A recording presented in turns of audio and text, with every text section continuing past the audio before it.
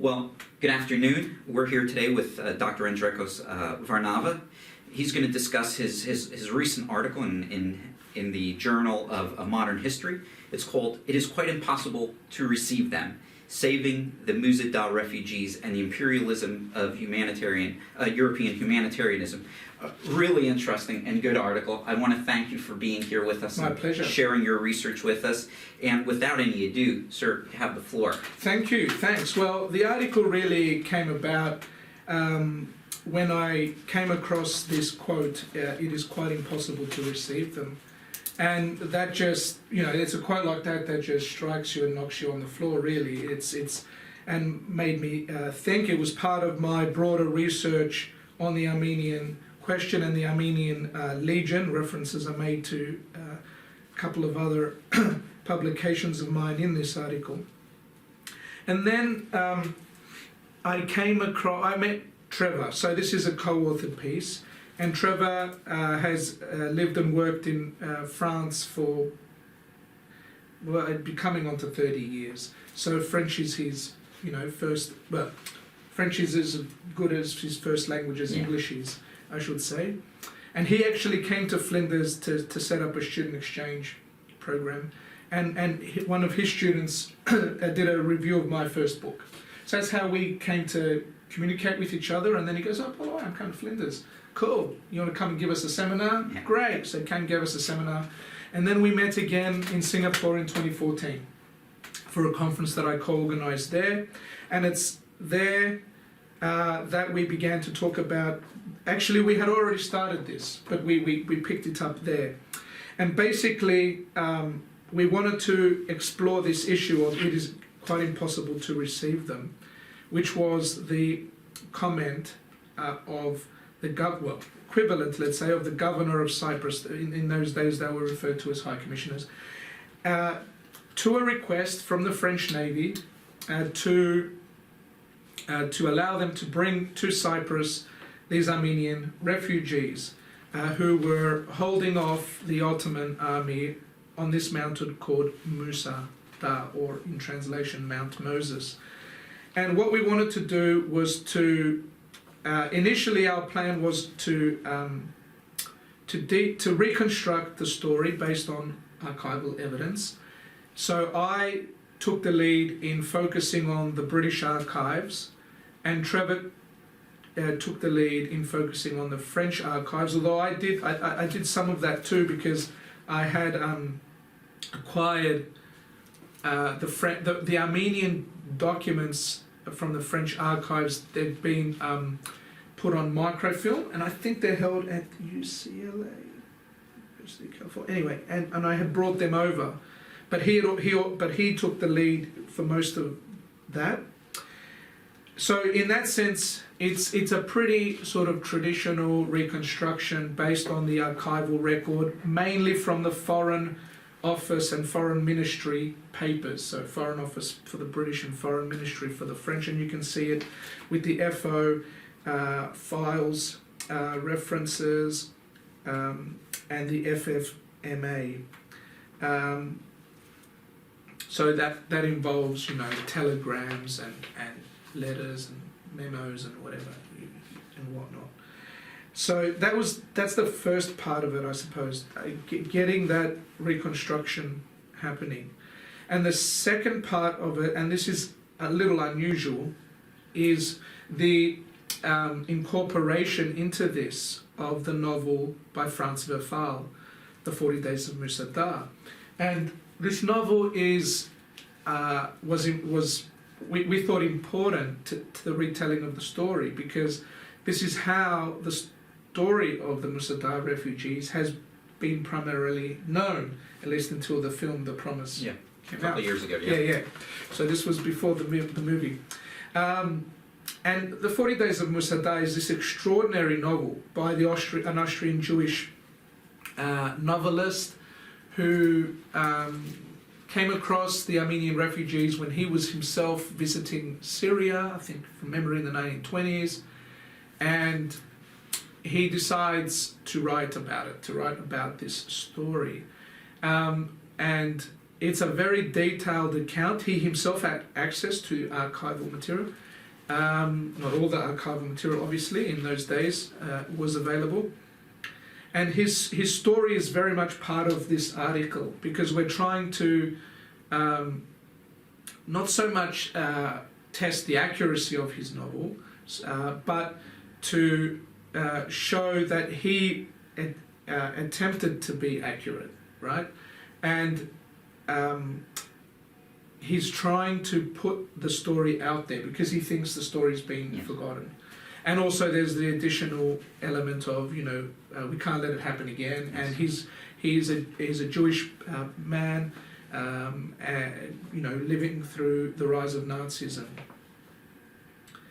And our point also is that he stops short of actually telling us about their experience once they've left the mountain. And that's what we were more interested in. Although, yes, it's very interesting what they did up on the mountain, and his fictional account is a relatively accurate one. And we did have plans actually to prepare something on testing his book. Sort of as a counterfactual? Yeah. But we're just sitting on that for the moment, as we're both very busy with other projects. But our interest was this: it is quite impossible to receive them. And we wanted to explore that. The third element in the methodology, so to speak, obviously it's the account is driven by the archives. But in preparing this, we couldn't ignore what was going on in the world around us when we were preparing it, and that was the Syrian refugee crisis. And thinking about it as we did alongside the novel that we had just read, because we both read the novel. Incidentally, it's the longest novel I've ever read, and probably the longest novel I'll ever read. It's a very long novel. We just couldn't stop thinking about the images that we were seeing on the TV and on the web, and then we began to think, well, just like Franz Verfaal has produced this cultural artifact, this novel on the Armenian Genocide, or at least one aspect, one event from the Armenian Genocide. We began to look at how artists in our time were also expressing views on the Syrian refugee crisis. And that's how we come to publish this paper in the section of this journal, Contemporary Issues in Historical Perspective. Because, the image of the child, Alan Kurdi, whose body washed ashore near Bodrum in September of 2015, is an image that I'm unlikely to forget in my lifetime.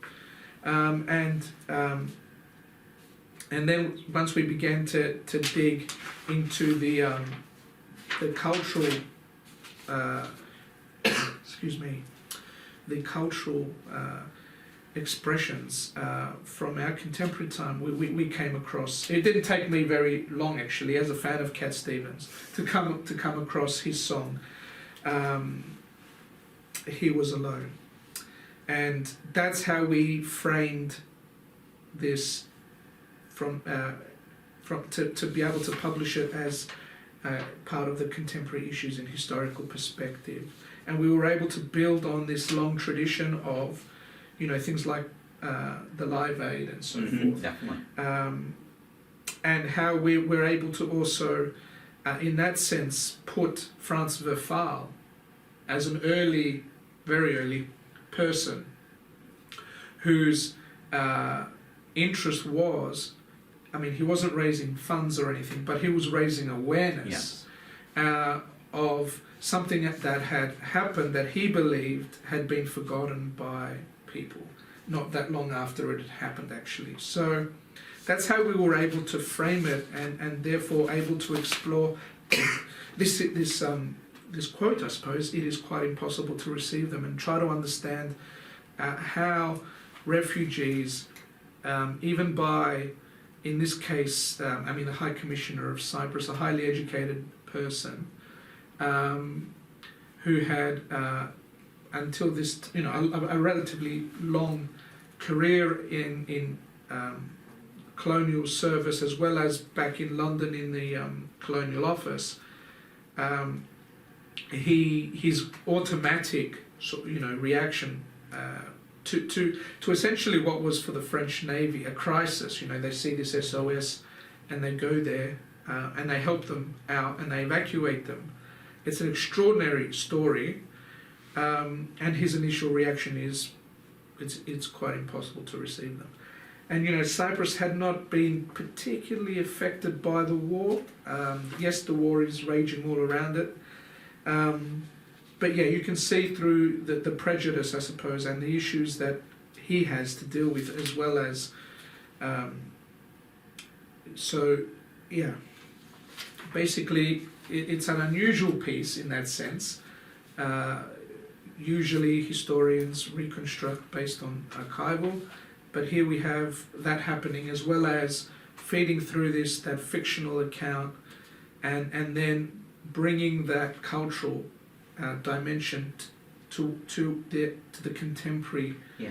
That So really, you're bridging something that happened, almost a century ago, with problems we're still dealing with today with humanitarian concerns in Europe, maybe more pronounced 4 or 5 years ago, but still, even in the United States, it's something that's happening. Yeah. So it's a really interesting piece because it bridges history as we usually think about it in the past with issues that are happening today. And it's really interesting how you bring these two different sources together to make this story. Yeah, I mean, it historicizes the question of receiving refugees. And, it happened just over 100 years ago in 1915. And it's happened, as Franz Werfel said, it happened before, it happened since, and we can say the same thing too. That there is really, I mean, this idea that you study history to not have history repeat itself, that doesn't. Santa Anders, Yeah. I mean, you study history so you can hope for that to be the case, so it can be there. But usually you're saying to people, actually, this has happened before, and we know about it, and here it's been published about, but people still let it happen. And you're right, it happens in all sorts of different contexts. Obviously, the Syrian refugee crisis made us, I suppose, think more about it and more about the connection, because it happened in the exact same part of the world, because Musa after the war was actually part of the mandate of Syria, and only from 1939 did it become part of Turkey. So now it's part of Turkey. And the Musa refugees became refugees once again, actually, after then. And many of them settled in what is today Armenia, which has been in the news very recently, as you know. So yeah, our issue, one of the things that we try to do is to bring home that idea that history repeats itself. Yes, and it's also a piece that a lot of the research we see, there is clearly, I would say, a normative dimension to this. There's a civic lesson there as well. Yeah. This is a challenge that societies face consistently, and it's not something that's spontaneous, happens once and disappears, as you're saying. There's also an idea of informing people and creating a civil society that knows that this is a problem that's existed and is going to exist, so it needs to be addressed. Yeah. I mean, so in that sense, we're taking the mantle that Franz Werfel has left us, and his whole aim in writing that novel was exactly that, to bring awareness, and we're trying to do that as well through this article, and saying that he did it and we're doing it, we're going back, we're revisiting what he stopped short of talking about, but we're still trying to do the same thing by bringing awareness, and by this point in time, when we get this reaction, it is quite impossible to receive them. It was very well known what was going on to the Armenians. And in May of 1915, the British, French and Russian governments, in other words, the Allies in the First World War, they issued a joint statement saying that they would punish the perpetrators. So this comment coming after that, I mean, the High Commissioner was well aware of what was happening. So what we're trying to essentially say is that this prejudice against refugees. Mm-hmm. Perhaps there's an element of prejudice against the foreigner as well. The other. The other it is there, and so we're trying to tease out this idea of a sort of conflict between imperialism on the one hand and European humanitarianism, because there is this argument that's being put forward more recently that World War One sees a shift in European humanitarianism and or Western humanitarianism, and we're sort of saying, well, in not only through this article but in some of the other stuff I've done, that excuse me, that the shift, there's a shift, it's marginal, and that empire came first. Always, yeah. Excuse me. We see that, in my area with the IR, with the crisis in Rwanda, the genocide, where Yeah. everybody knew what was going on, and they were talking about conceptual issues. Is it Yeah. a civil war? Is it? Yeah. And you're right. It's something that we have to highlight. People know, and there's that. Do we intervene or not? Do we have a moral necessity also? Because is there this cosmopolitan outlook that believes that we should not allow these atrocities to happen? Yeah. That it's really it's such a contemporary piece, and you've said it many times, because it is not history as I think students many times think about it. It's something that happened in the past and it's behind us. Yeah. It is a very contemporary issue and theme. I would like to, however, ask you a more operational question. On the method and a lot of this archival research. Yes. Is students sometimes, as I've mentioned, are overwhelmed when they come to methodology. They think what's involved in this sort of work? What's demanded? What are some of the skills that you need to have to be able to carry out research like this? Well, you have to know the archive, first of all. You have to know the archive, and that's not simple when you're starting out. It's not an easy thing, and it takes years actually to know the archive. But when you're starting out, the most important thing is, excuse me, you've got to get everything. That sounds weird to say that. I've heard people starting a project and they're being advised, just get this material. But it doesn't work that way. Documents were not produced with somebody with the view that in the future somebody would look at them. So you have to think like those people who produced these files, these documents. So in this case, we focused on the foreign ministry, let's call them, papers, but we also consulted military as well. So different departments is important. So in the past, people would write imperial histories or colonial histories and focus on the papers of the colonial office, or if in the case of India, the India office. But now that's all. Nobody does that anymore. We consult all sorts of departmental documents, but also I'm pretty sure it's in here, but probably won't find it if I scan. Is the archives in Cyprus as well? Although technically speaking, they are British files because they're the files of the colonial secretary during the period of British rule. They're also basically any communications with the local population, and some of it goes back to London, but much of it doesn't, because they chose not to send it there, so to speak. So it's all about finding the multiple perspectives and ensuring that you've got the multiple perspectives of the story itself. Exactly. I've had the same situation with U.S. presidential libraries. You're right. There's not going to be one or two documents that says it all. It's this idea of putting a puzzle together, but you have to find those pieces, and they're not always easy to find. And sometimes you've got pieces and they fit, but then you've got other pieces that fit better, and that's the choices that you make, and sometimes you've got to leave things out for another article or for something else.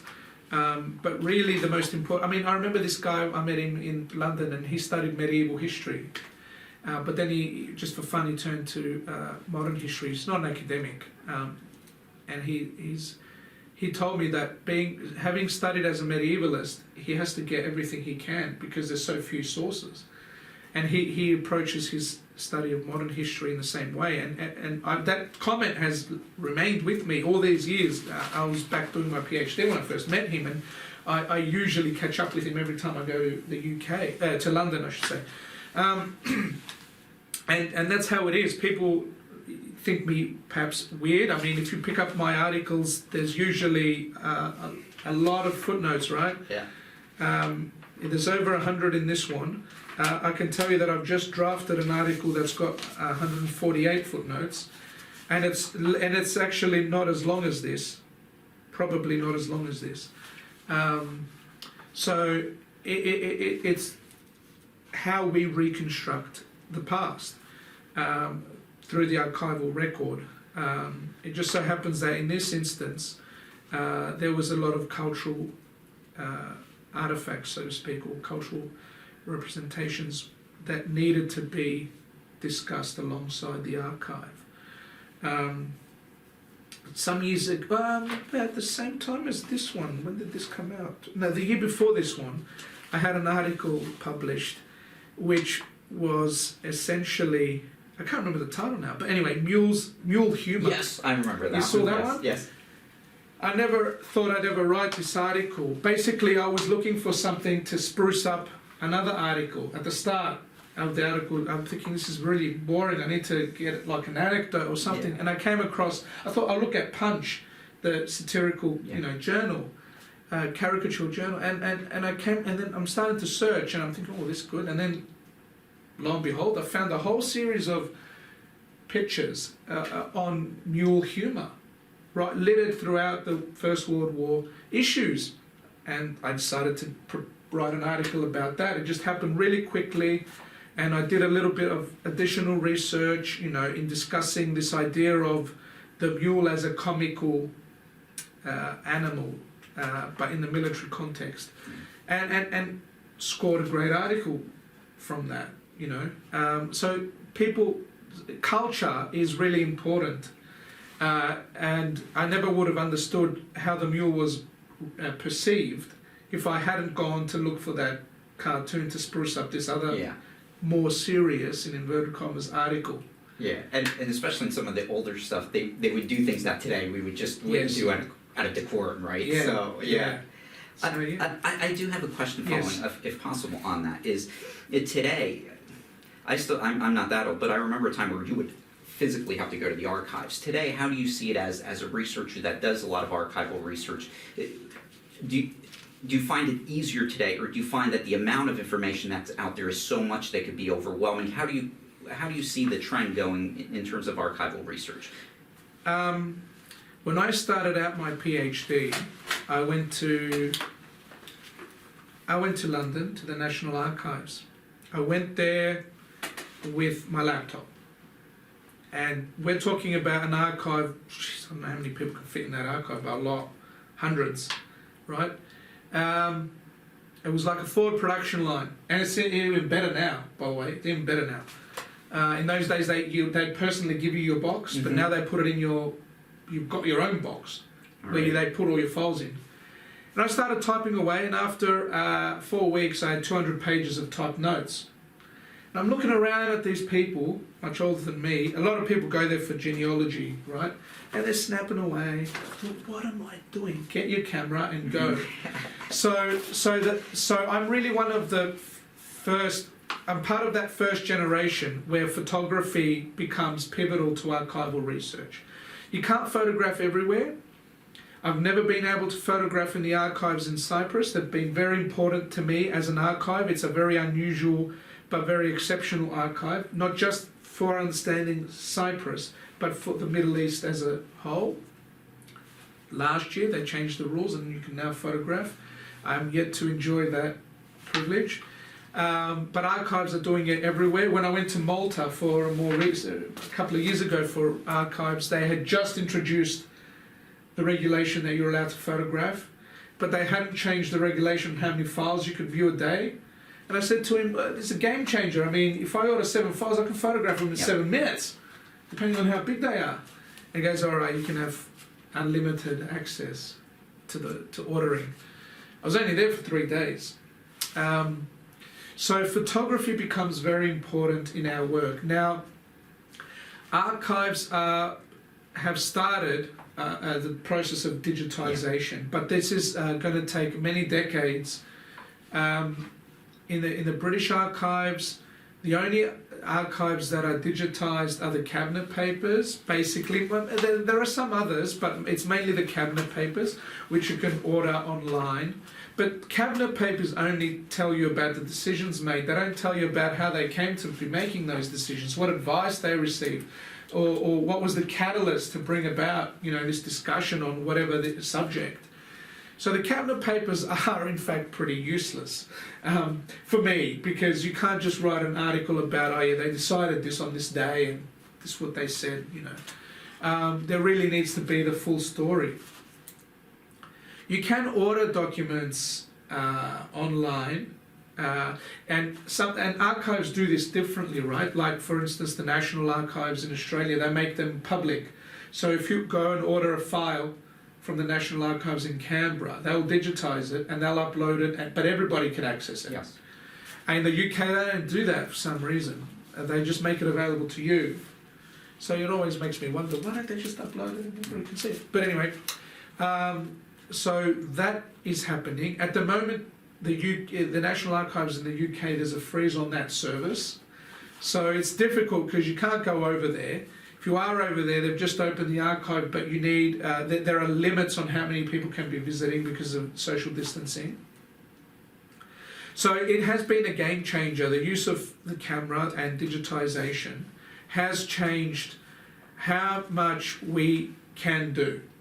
And there's no doubt that 20 years ago, it would be a rare thing. I mean, in 2017, unless this is 2018, but the year before this, I published 4 journal articles, and that's unusual to see 20 years ago. But it's really only possible because of the availability. Yeah, the availability of the digitization. Either yourself going there and photographing, which is usually what is done, and when we go over there, most of us from here, it's just a photography exercise. Yeah. Well over 1,000 pics in a day, probably.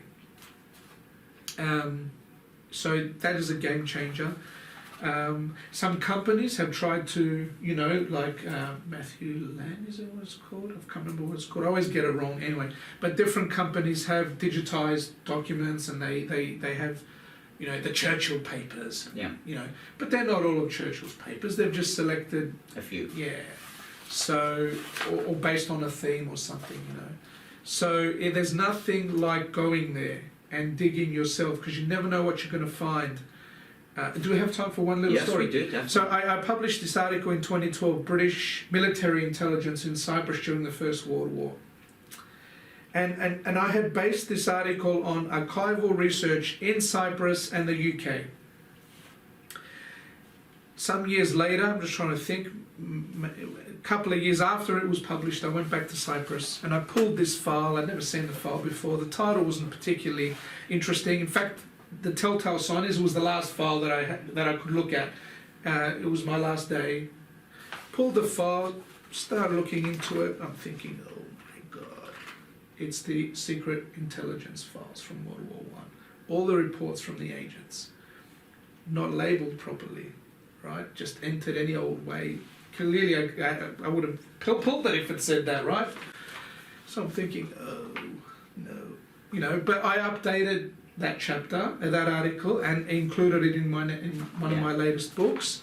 So it was all good in the end. But it's a lesson that unless you go there, you just don't know what you'll find, mislabeled or not labelled clearly or whatever.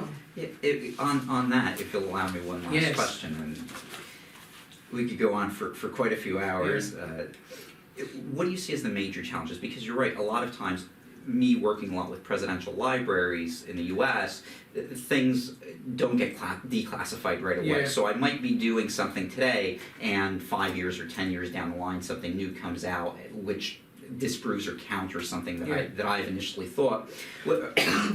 Also, I'm wondering, do you see that as a challenge, or in my case, I only do U.S. foreign policy, one, because I'm American, but Yeah. also I've noticed a lot of countries, you don't have access to some of this information. Yeah. Do you find there's a challenge working in some places where the information there are no archives, really? Great question. Absolutely. I mean, there's 2 points. I mean, sometimes archives have been destroyed. You know, But in answering your question, what comes to mind is the retained and redacted files. Yeah. I mean, I don't have a problem with governments putting whatever a 20 or 30-year restriction. Files are closed for 20 or 30 years. That's perfectly fine. But after that time, they are also able to retain files. So my latest book, Assassination in Cyprus in 1934, deals with an assassination of a Greek Cypriot politician in 1934 by, I'm arguing anyway, right-wing extremists, which he had previously associated with. This file, so in about 2012 or whenever it was, the British announced that when they had left all the different colonies, they had taken files with them and had kept them hidden. And they put out lists of the titles of these files, and alongside the titles they said whether they would open them or not. And this file, Assassination of this guy, was going to be closed until 2034 or 2035, which would have been the 100 years. 2034, I think. And I thought, no, it's been whatever, 90 years or whatever. Not 90 years, sorry. Yeah, 80 years, 85 or whatever. So I put in a request to have the file opened, and it was rejected. And then on the last day of that I could appeal, I appealed. And by the way, the reasons for retaining these files are, they claim that there are people who are talked about that either might be alive or that might have family alive. And really, I can assure you, they don't check. They do not check whether, first of all, this person is alive or not. But I don't understand why their family is part of this, right? If the person's alive, okay, but if... Yeah. So they agreed to open the file. And then they retained 6 pages and redacted a whole lot of it. Meanwhile, I discovered a second file. They spelt his name differently in this file, so I hadn't, looked with a different spelling. 2 documents in both these sets of files the same. One redacted, one not redacted. So I knew what they redacted. And what they redacted was nothing of importance. They redacted someone's name only because they Googled this person's name and found, this surname still exists. Okay, so what if it exists? How do you even know if they're related? Yeah. So, after another 2 or 3 years, I put in another request to open the retained, to release, the 6 pages retained, and to remove the redactions. It took them 12 months to agree to do that. There was some information redacted, which was of a personal nature, but the person was it was about the person who was assassinated. Yeah. It wasn't about anybody Who is still around, or Yeah, they may have thought that his children might be offended, and indeed he has a son still alive. But why? That person probably would want to know. Yeah. So this is an ongoing battle. This is just one example of a redacted or files retained by governments on files which are 100 years old and more. It happens very often with colonial office files. It happens a lot with migration files. It happens a lot with police files. It happens also with, when I was looking into the London Cypriots in this article that I did with a colleague, Evan Smith, there was one file where the police investigation it was all redacted, all the photos were redacted, everything. Oh, this is beauty. Another story. I did this article recently with this guy from the UK, Professor Andrekos Varnava, on the second to last woman in the UK to hang. Can't remember the year, 54, I think. And she was a Greek Cypriot woman who went to the UK to visit her son. Didn't get along with her daughter-in-law. Needless to say, she killed her. And she hung for it. And there are two files from memory. One file is open, but with heavy redactions and documents retained and so forth. And then there is a second file, which is closed. And when we were at we met at the archive in this year, I can't remember which year, and we were, conversing, and we were intrigued, because it said open. Yeah, we knew that it was closed. And I put in, and I went to one of the attendants, whatever they're called, the attendants, and I said, I want this file. And he looked at it and he goes, I'll get it for you. And then I look at him again and he goes, what happened? He goes, oh, I forgot, I'll go check. And then he comes back and he goes, and he whispers in my ear, you're never going to see this file.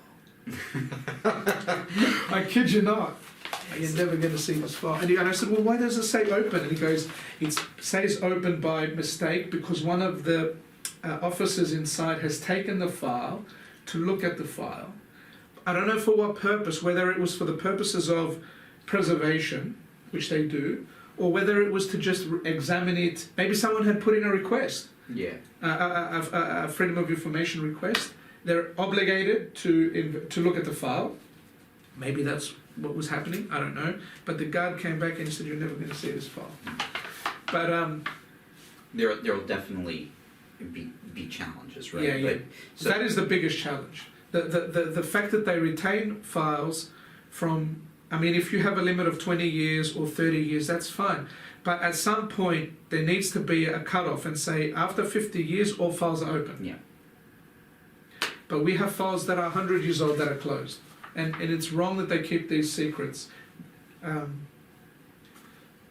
Well, I want to thank you for not pleasure. redacting anything with us today. No worries. So outstanding interview, outstanding article. Thank you again for sharing. Thank you for having me. It was a pleasure. All right, thank you.